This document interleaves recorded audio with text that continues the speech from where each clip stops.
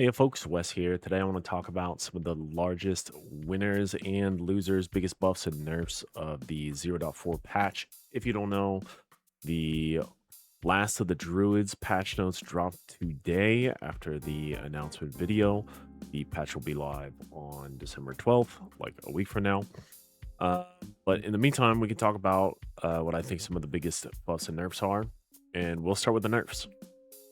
Quite simply, Deadeye, Lightning Arrow, Lightning Rod got hit pretty hard. Basically, like all of the things that you thought were going to get nerfed or were too strong did get nerfed, but we can talk about them real quick.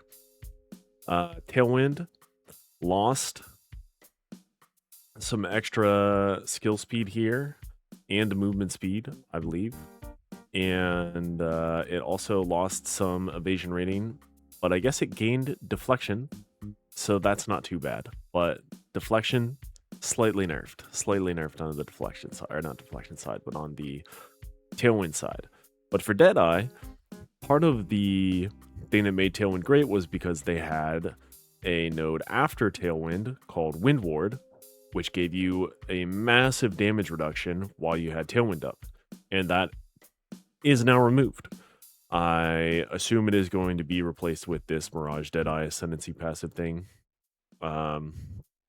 But Wind Ward was a huge defensive buff for Deadeye, and now that is gone. So I expect Deadeyes to be a lot squishier, and hopefully that doesn't feel too bad. But yeah, we'll have to see about that. Anyway, the next thing that I think is probably the biggest nerf, and feels kind of targeted, is to my build. My build that used Arc and Lightning Conduit got nerfed. You can see here, Arc now has 50% increased magnitude of shock instead of 50% more. If you don't know how like the scaling works in Path of Exile 2, basically increased is an additive buff, and more is a multiplicative type of buff. So increased is less than more, and going from 50% more to 50% increase is pretty huge. It will now be very, very challenging to get up to 100% shock chance with double shock on Sorceress, which is what I was doing. I was going for 100% shock effect on monsters. And now that'll be extremely challenging. But in addition to Arc getting nerfed, Lightning Conduit also got nerfed. And I think Lightning Conduit got the worst nerf, actually. It went from 10% more damage per hits, or with hits per 5% of shock on enemy. And it was previously 20%. So it got a 50% nerf. And then also the quality now just gives more lightning damage instead of more lightning damage per hits with shock. So it used to be able to go up to 25% more. And with the double 100% shock effect, you could basically get 1,000% more damage out of Lightning Conduit with my setup.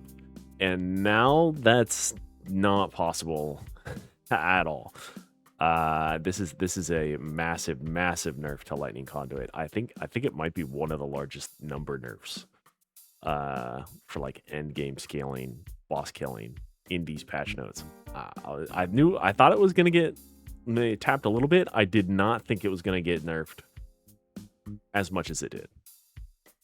Anyway, moving on, the Lightning Rod, Lightning Arrow also nerfed. This is the Lightning Rod part of it, and Lightning Rod also getting a 50% nerf. In that Lightning Rods are no longer able to have only 10 total. Previously, they could go up to 20. And then the Lightning Arrow portion of it, hopefully it's my next tab, no longer procs the Lightning Rod's burst as often. It can only occur once every 0.1 seconds, which is still pretty fast. But this makes it so the like tornado shot, beehive, like rapid explosions of the lightning rods through lightning arrow hitting the tornado shot duplicating the arrows, the lightning arrows then proccing the lightning rods over and over is no longer possible from this change. So 50% nerf there, and can't massively explode the lightning rods over and over. So this is a pretty big hit to the general like boss killing ability of lightning arrow, lightning rod, tornado shot. But they did give the projectile now converts 80% of physical damage to lightning damage, which was previously 40, and the beam now converts 100%, and it was previously 80. I think that is a general buff for pure fizz bows using lightning arrow. Like lightning arrow specifically small damage buff, but overall very big nerf to lightning arrow, lightning rod, Deadeye in general. Feels bad. Next up on the chopping block is Adalui's Bloodletting. Adalui's Bloodletting was something that came about later in the league, maybe a few weeks in. People discovered how good the life stacking was with Comb's Heart and the helmet, which is name I cannot remember. The unique helmet that gives you like 50% increased max life. You could get quite a bit of max life here, and then using Adalui's, you could scale physical gain on Spark to an insane amount. And it was really, really good on Blood Mage, really, really good on Ritualist, and honestly, really good on everybody. So, Adalui's Bloodletting, nerfed by, I guess this is like 100% nerf or 50%. I don't know how that works. 50% nerf because the life cost went up by 10, and it was 10, so it's 50% worse. And also, it looks like they put a cap on it. I never used Adalui's before, but it now says up to 40% extra physical damage, whereas maybe it didn't have a cap before, so you could get crazy damage numbers there. But yeah, Adalui's Bloodletting definitely nerfed, requires more life, and you get capped on the damage. So Adalui's definitely nerfed. Also nerfed the Tech Rod's half of the Adalui's setup, with the Sacrifice of Blood keystone granted by the Undying Hate unique now grants regenerate 1 life per 16 life spent in the last 4 seconds. Previously was 1 per 8. So this is also like 100% worse or 50% nerf. I don't know how you want to like juggle that math. But also now has 20% more life costs instead of 50%. So it actually takes longer to get the Adalui's like Spark life regen cycle going, and it is just worse life regen. So in general, I think the Adalui's setup is like 50% worse overall, and they put a cap on the damage. I don't know if there was a cap on the damage before. But yeah, definitely big nerfs there. Another big nerf to minions. The Frozen Mandible monster can no longer be bound as Spectre or Tamed Beast. So kind of a buff for me, because I hate these minions showing up in my hideout and like ruining it, leaving a bunch of like mounds of dirt everywhere. But otherwise, pretty sad for these minion players who probably really enjoyed having some sick Spectres and Tamed Beasts. And then this is another nerf that kind of surprised me. I did not see this one coming, but rune sockets. So all of these like really big runes now have a limited to 1. So you might be wondering, Wes, I have no idea what Hedge Witch's Assandra's Rune of Wisdom is. This one is +1 level to all spells, which means it will be much harder to scale spell skills, because currently like the pinnacle of our spell skills is socketing 3 of these into a wand, or I guess if you're using a staff, I don't know anyone who's using staves, but 4 of them into a staff. That is like an exceptional wand with a corrupted 3rd socket. So yeah, that is now much worse. But in addition to that, so many of them are now limited to 1. So I guess this will force a little bit more diversity here. But yeah, so you can only get like 1 of these gains. I think this is the peak for martial weapons, except for bows. giving like the most amount of extra damage. Extra chaos damage, only get one. Boots while moving, you can only get one of these now. I think most people only use one of these anyway, but still can only get one. Increased movement speed, only get one of those. Increased magnitude of non-damaging ailments, this is something that I use. You can only get one of these. They did make the number go from 20% to 30% in these patch notes, but the fact of the matter is that's still much less if you have exceptional gloves with 2 sockets or exceptional gloves with 3 sockets. That ends up being a lot less, which stinks. And then for the bow users, you can only use one of these now. The Count's Sekis? Rune of Archery? Whatever. Rune of Archery. You can only use one of those now.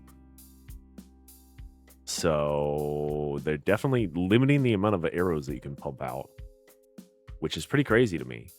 Yeah, definitely did not expect the rune nerfs to come along here.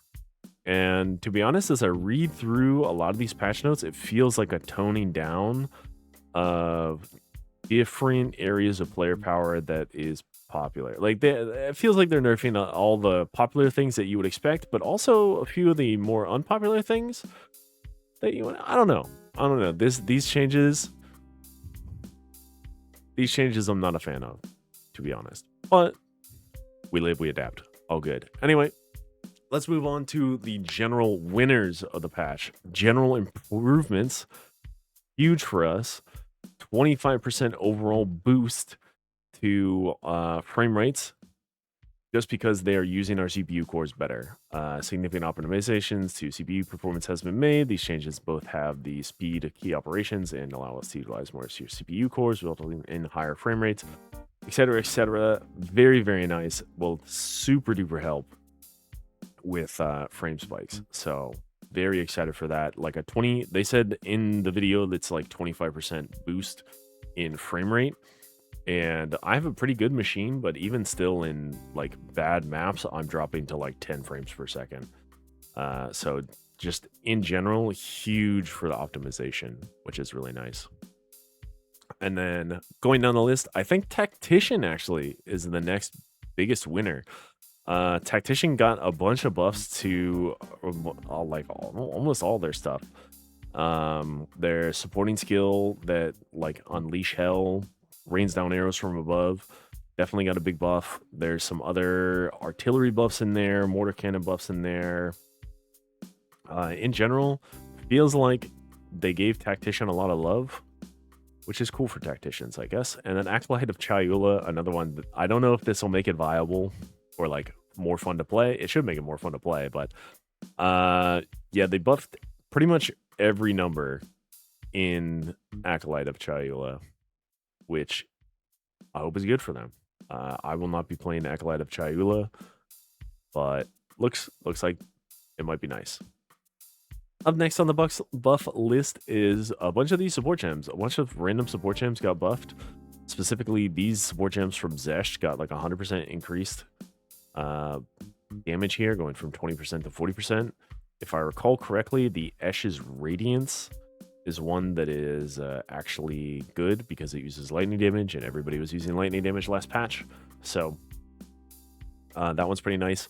Zarko's Refrain also got a nice little buff. Echoes a 3rd time and now has increased area of effect. So maybe that'll actually be pretty sick.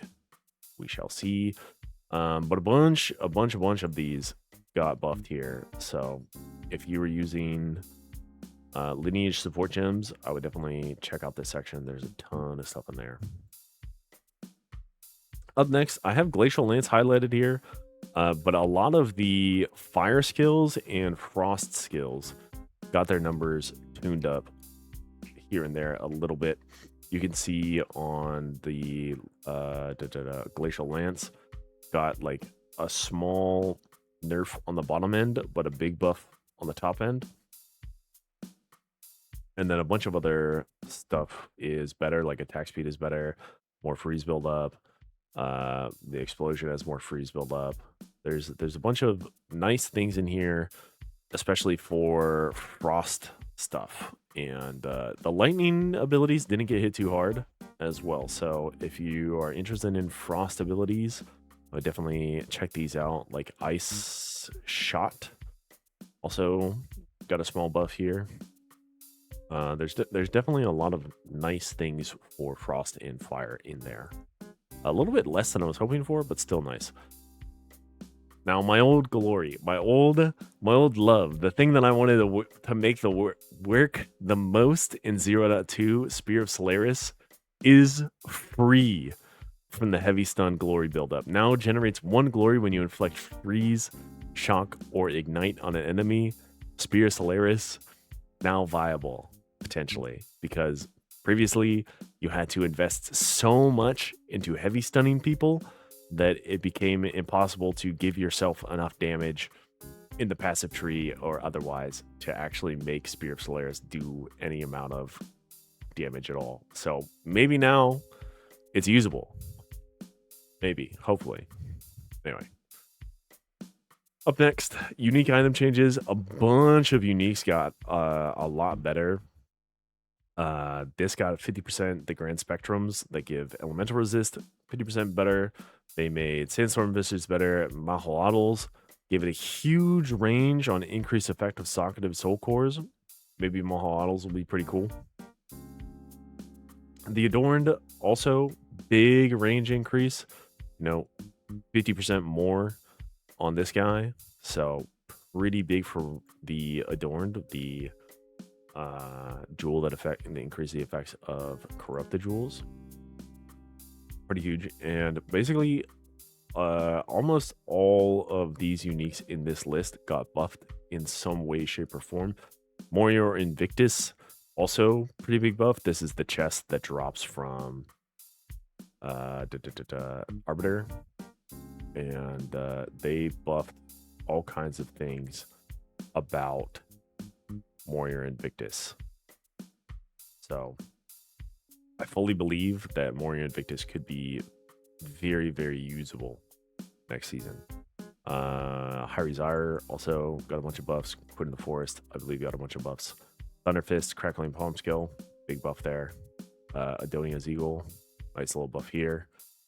And yeah, just all of these uniques got some love in some way, except for the Undying Hate, but that was kind of expected. But yeah, tons of unique buffs in this list. If you were interested in uniques, I think a lot of these are now definitely usable. Maybe the Adorned is like chase unique status now. If you could get it up to 150%, that seems really, really nice. That might make it as good or close to as good as we had it in 0.1. If you're able to get 150%, just based on the number of slots of jewels that we used to have compared to what we have now, maybe that extra 50% actually makes up for it. Not sure. I'd have to see the math on that. And then finally, end game changes. There is a ton of changes to tablets, but basically you can now create rare tablets after you kill Arbiter of Ash, and you will be able to corrupt tablets to further increase their stuff. But they basically buffed the bottom line of all of these tablets. So your tablets are now going to have 4 modifiers on them. The modifiers at a baseline should be better, or have a higher floor, so they will be better in general. And they made just like mapping in general, creating maps in general, much easier, because you no longer can desecrate maps. You can no longer instill maps with Delirium. So like crafting maps is a lot better as well now too. And I think overall, I mean, there's tons of lines about every single thing they buffed with the tablets, but I think overall this is going to be really nice for just like end game mapping. And on top of that, they removed Delirium Instilling. I said that already. They removed Delirium Instilling, but you no longer can run Delirium every map, which feels nice. It'll be interesting to see if they do anything new with the instill ings. I don't know what are they called. The instillments, the instills, whatever, the Delirium drops. It'll be interesting to see if they give more of a reason to use them because now they're only used for anointing stuff. Correct me if I'm wrong. If you can't instill maps, then the only thing you can do is anoint amulets, which is interesting. But I'm happy to not have to run Delirium anymore unless I want to. But if I do want to run Delirium now, they reduced the fog on it, so it actually looks colorful around your character, and that should feel pretty nice. Anyway, those are the highlights from me for this patch, the 0.4 patch. If you think I missed anything, feel free to shout it out in the comments. I only cherry-picked a bunch of things, so happy to have a discussion in the comments with anybody who is like, hey, they buffed this and I think it's really cool, or they nerfed this and I'm sad about it. Lay it down. Talk about it. Let's talk about it. Anyway, we'll catch you next time. Peace.